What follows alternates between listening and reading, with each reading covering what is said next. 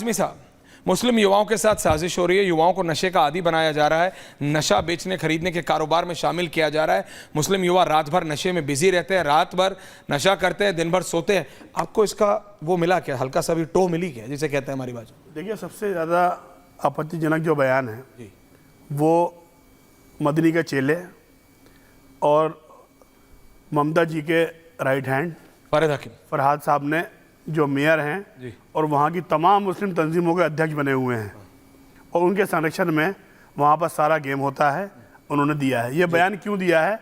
पिछले 3 महीने से देश के मुसलमानों को और देश के उन लोगों को जो इनके ख्वाब ख्याल में रहते हैं बहका रहे थे कि हम आ रहे हैं और पूरे बहुमत से आ रहे हैं, भाजपा 150 सीटों पे सिमट रही है और हमारा जो है परचम लहराएगा और राहुल गांधी देश के प्रधानमंत्री बनेंगे और जो भी 10 सालों के अंदर चीज़ें हुई हैं उन सबको ख़त्म कर देंगे और यहाँ पर हम ऐसा राज लाएंगे। क्या ख़त्म करना चाह रहे हैं वो मैं समझ नहीं पा रहा हूँ। वो 370 को दोबारा लाना चाहते थे, वो चाहते थे कश्मीर के अंदर आतंकवाद दोबारा आ जाए, वो चाहते थे नोटिस। क्यों? क्योंकि इनकी दुकानें, इनकी जो जिंदगियां हैं, चाहे वो फरहाद साहब हों या तौकीर रज़ा साहब हों, जो नशा वहाँ बिक रहा है कलकत्ते के अंदर फरहाद साहब बिकवा रहे हैं, तौकीर रज़ा साहब की चेले चपाटे बरेली से लेकर बदायूं, अलीगढ़, आगरा, मैनपुरी तक सारे इनका गुंडा एलिमेंट ये काम करता है और टीवी में बैठकर ये बातें करते हैं कि जो है सरकार बिकवाती है और आरएसएस के पीछे है। अपनी हर गलती को, अपनी हर कमजोरी को, अपनी हर नाकामी को ये आरएसएस साहब ये ठीक है नाकामी बताते हैं। सरवर साहब, जो इस्लाम में पैदा नहीं हुए वो बदकिस्मत है। समाजवादी पार्टी नेता तारिक अहमद लारी भी जुड़ रहे हैं, AIMIM के दानिश कुरैशी भी जुड़ रहे हैं, लेकिन मैं पूछ रहा हूँ सरवर साहब, टेल मी, आप बताइए, जो इस्लाम में पैदा नहीं हुआ वो बदकिस्मत है और जो काली माँ का पूजा करता हुआ दिखे वो वही फरहाद हकीम, यस आरती उतार रहा। क्यों? मैं अभी ला रहा हूं आपको, इसके 22 तस्वीर अभी हमारे पास आ चुके हैं फरहाद हकीम की। मैं कह रहा हूं 222 भी हो सकती है। काली माँ की पूजा करता, मैं कह रहा हूं 222 भी हो हुआ। भाई कैबिनेट मिनिस्टर है। मुसलमानों को देखिए, आपका चैनल जो एक प्लेटफॉर्म है, आप बोलिए ना लाइव, आप बोलिए शांति से। मुझे मुसलमानों को ये मैसेज देना है कि पहचान लो इस चेहरे को। प्रेम शुक्ला जी, वही फरहाद हकीम है। सरवर साहब को रखिए बड़ा नाम। कासमी साहब कह रहे थे ये किंग है, कोलकाता का ये किंग है, दाऊद इब्राहिम के लेवल का आदमी है। सुन लो, मैं माइक पर बोल रहा हूं, कलकत्ता का गली गली घूम कर आया हूं, अभी पार्क सर्कस में मैं खुद मीटिंग करके आया हूं। इसके अंडर में ही सारे 2 नंबर के कारोबार होते हैं जिसका ये सरगना है। और हमारे मौलाना जितने उलमा हैं, इनको पानी में, समंदर में डूब जाना चाहिए। ये उलमा की मौजूदगी में तकरीर हो रही है जो आप दिखा रहे हैं अभी फरहाद हकीम की।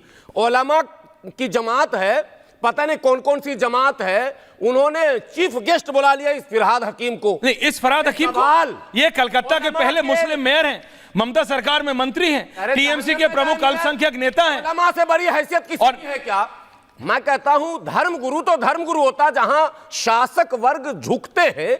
ये कौन से लारी जी सुन रहे हैं सर? 2 मिनट। हम मैं कह रहा हूं ये कौन से मौलाना है, ये कौन सा गिरोह है, कौन सी जमात थी? ये बदतमीजों की जमात, जलीलों की जमात। शब्द अपना चीफ गेस्ट फरहाद हकीम को बुला लिया। ये फरहाद हकीम को बुलाकर अपनी तनख्वाह बढ़वाना चाह रहे थे। ये ममता के रहमो करम पर जीने वाले मौलाना जो इस्लाम के दुश्मन, मुसलमानों के दुश्मन, मुल्क के दुश्मन है। सुनिए, मैं कह रहा हूं, तौकीर रज़ा साहब आज लंबी फेंक रहे हैं। 3 महीने तक मेरी मीटिंग इनसे हुई है, 3-4 बार मिला हूं इनसे। मैंने कहा हजरत अगर आप पॉजिटिव काम शुरू करो तो आपके पीछे लाखों मुसलमान आ जाएगा। ये तो राज्यसभा में कांग्रेस के चक्कर में थे। मैं कह रहा हूं, अब माइक पर कह रहा हूं, तौकीर रज़ा साहब सुन रहे होंगे, नंबर है और मीटिंग की तस्वीर भी है। मैं कोई फर्जी काम नहीं करता हूं। अभी मैं आ रहा था आपके चैनल पर, आपके स्टाफ ने पूछा कि आप तो पक्ष में होंगे। मैंने कहा नहीं, गुलाम सरवर मेरा नाम है, मैं किसी के पक्ष में कभी रहा ही नहीं, निष्पक्ष हूं। पक्ष में होता तो किसी पार्टी में चला जाता। मैं निष्पक्ष हूं और मैं बोलूंगा। तौकीर रज़ा साहब, जो ये बयान देकर आप सस्ती लोकप्रियता हासिल कर रहे हैं, खुदा के वास्ते इससे बेहतर काम कर लीजिए। मुस्लिम नौजवान नशे के आदी हो रहे हैं तो इसका दोषी सरकार, मुस्लिम नौजवान बेरोजगार हो रहा है तो दोषी सरकार और आरएसएस, मुस्लिम नौजवान भटक रहा है तो आरएसएस और दोषी। तो आप फिर क्या कर रहे हैं? जब सब आरएसएस ही कर रहा तो मुस्लिम नौजवान जो आईएएस बना वो आपने बनाया क्या? मुस्लिम नौजवान जो आईपीएस कंप्लीट किया वो आपने क्या किया? कितने मुस्लिम गरीब बच्चों को आपने आईएएस, आईपीएस, आईआरएस, आईएफएस बनाया या डॉक्टर या इंजीनियर बनाया? सूची दीजिए। भारत के मुसलमानों जरा होश में आ लो, ज्यादा भक्ति मत करो। भक्ति में देख लो क्या हो रहा है इस मुल्क के अंदर। ये जो अंधभक्ति है, मौलानाओं के पीछे मुसाफा करने का लाइन लग रहा है। आलिमों के किरदार को जांचना पड़ेगा, परखना पड़ेगा, और ये जो अंधी भीड़ है इसे रोकना पड़ेगा। सर, ये बिल्कुल गलत ट्रैक पर लोग जा रहे हैं। मुल्क के अंदर हमेशा हम दूसरों पर इल्जाम लगा रहे हैं, भाजपा पर, कि ये पोलराइज कर रहे हैं। आपके सारे बयान ध्रुवीकरण के हैं। एक भी बयान ऐसा नहीं है जिससे मुल्क का माहौल बेहतर हो, जिससे जो है सेकुलरिज्म की जड़ें मजबूत हो, लोकतंत्र की जड़ें मजबूत हो, हिंदू मुस्लिम के बीच इत्तेहाद पैदा हो, प्यार पैदा हो, प्रेम पैदा हो। ऐसा कोई बयान ही नहीं है। सारे बयान ध्रुवीकरण के, दुश्मनी के और प्रोवोक करने के, सारा इल्जाम दूसरों के सर पर रखकर अपना कांधा हल्का कर रहे हैं, जबकि सारी जिम्मेदारी आप पर है। आप अपने आप को वारिस अंबिया कहते हैं। आप कहते हैं हम ही मुबल्लिग हैं, तो मुफस्सिर हैं, और नकीब मिल्लत, शरीफ मिल्लत, न जाने कितने अलकाब जो है वो ले रखे हैं इन्होंने, मुजाहिद मिल्लत, मुफक्किर मिल्लत, ये सब कुछ यही है। उसके बावजूद मुस्लिम नौजवान अगर इतने दिनों बाद भी व्यापार कर रहा है नशे का और रात भर पी के सो रहा है और तौकीर रजा साहब को खबर भी दे रहा है, तभी तो वो डेटा देंगे ना भाई कितने बच्चे पी रहे हैं। दिल्ली के अंदर भी जो भी हलका है, सलम इलाके में जाएंगे, हकीकत है कि मुस्लिम नौजवान नशे के लत में है। और भी नौजवान हैं, प्रतिशत ज्यादा कम हो, लेकिन जिम्मेदार सरकार कैसे होगी ये तो समझाइए आप।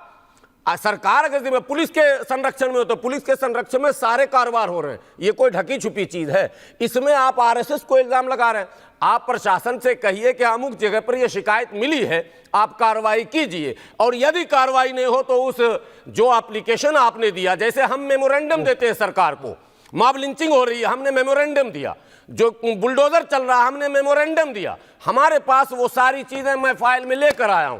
प्रधानमंत्री कार्यालय से चिट्ठी आई हमारे पास, अल्पसंख्यक आयोग के कार्यालय से चिट्ठी आई हमारे पास, जवाब आया, हमें बुलावा आया। सवाल ये पैदा होता है कि जो लीगल प्रोसेस है या सोशल प्रोसेस है या पॉलिटिकल प्रोसेस है, आपको उसी में रहना होगा। न तो लीगल प्रोसेस में है, न पॉलिटिकल प्रोसेस में है, न सोशल प्रोसेस। ये तो एलिगेशन के प्रोसेस में, सिर्फ एलिगेशन, ये तो एलिगेशन के प्रोसेस में। अपना जिम्मेदारी डाल दो। दानिश जी, दानिश कुरैशी साहब AIMIM समाजवादी पार्टी से एफिलिएटेड है। तारिक अहमद लारी साहब, प्रेम शुक्ला साहब बैठे हैं भाजपा के। मैं पूछ रहा हूं दानिश भाई, ये फिराद हकीम कहते हैं जो इस्लाम में पैदा नहीं हुआ वो बदकिस्मत है। ममता बनर्जी तो बदकिस्मत नहीं है, अभिषेक बनर्जी तो नहीं है, राहुल गांधी तो नहीं है, तो किसी और के धर्म पर टिप्पणी करना कितना सही? और जो अभी सरवर साहब बोल रहे थे, ये RSS की साजिश है कि मुस्लिम युवाओं के साथ साजिश हो रही है, उनको नशे का आदी बनाया जा रहा है, मुसलमान लड़कियों को हिंदुओं के साथ भेजा जा रहा है, हिंदू लड़कों को फंडिंग की जा रही है। ये इस तरह के कमेंट सिर्फ कुछ लोगों का कहना है सस्ती लोकप्रियता के लिए, but they are harmful for the community. ये आपके और हमारे लिए, ये समाज के लिए हानिकारक है दानिश भाई।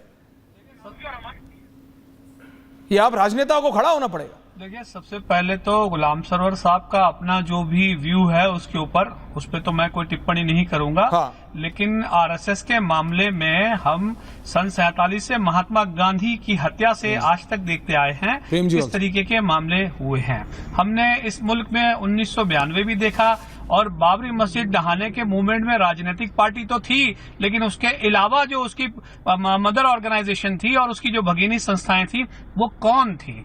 तो आप जब देखते हैं किसी को भी शक की निगाह से, उसका रीजन यही है कि जो पास्ट है आपका वही आपके लिए फ्यूचर का विजन बनता है। तो कहीं ना कहीं तौकीर रजा साहब ने जो बात कही है वो मुझे लगता है कि ये नजर आ रही। दूसरे नंबर की बात मैं ये कहता हूं कि देश के युवा धन की बात, अगर तौकीर रजा ने जो कुछ भी बात कही है देश के युवा धन की बात कही है, क्या युवा धन की बात करना गलत बात है?